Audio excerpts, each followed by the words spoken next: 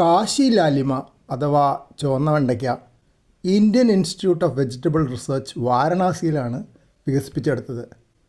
കാശി, ബനാറസ് ഒക്കെ വാരണാസിയുടെ വേറെ പേരുകളാണല്ലോ.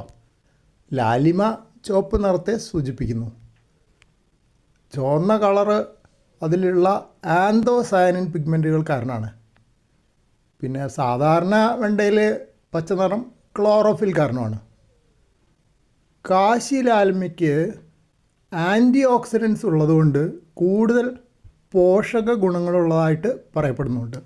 ഓൺലൈനായിട്ട് വിത്ത് വാങ്ങിച്ച് നട്ടുണ്ടാക്കിയതാണ് ഈ കാശി ലാലിമ. നല്ല ചുവന്ന വെണ്ടയ്ക്കയാണ്.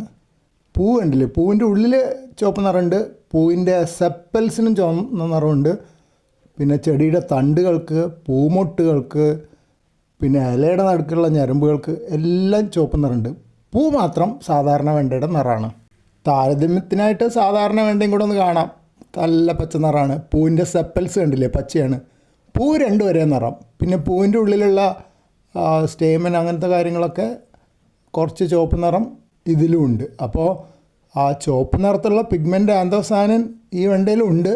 അത് കൂടുതൽ മറ്റതിൽ പ്രകടമാകുന്നതായിരിക്കണം. അതിൻ്റെ മ്യൂട്ടേഷനോ സെലക്ഷനോ എന്താണെന്നറിയില്ല, അങ്ങനെയായിരിക്കും വികസിപ്പിച്ചെടുത്തതെന്ന് ഞാൻ വിചാരിക്കുന്നു. ഇതിൽ കാണുന്ന ഈ കളറ് മറ്റതിൽ കൂടുതലായിട്ട് കാണുന്നുണ്ട്. അപ്പം അതെന്തോ ഒരു നാച്ചുറൽ സെലക്ഷൻ വഴി മറ്റേ ബ്രീഡ് ചെയ്ത് എടുത്തായിരിക്കണം. അതിൻ്റെ ടെക്നിക്ക് എന്താ ഉപയോഗിച്ചതെന്ന് എനിക്കറിയില്ല.